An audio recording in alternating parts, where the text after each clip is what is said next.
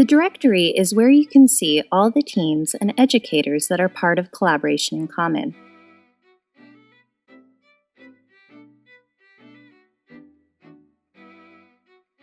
You can browse through the teams and send a request to the team to join.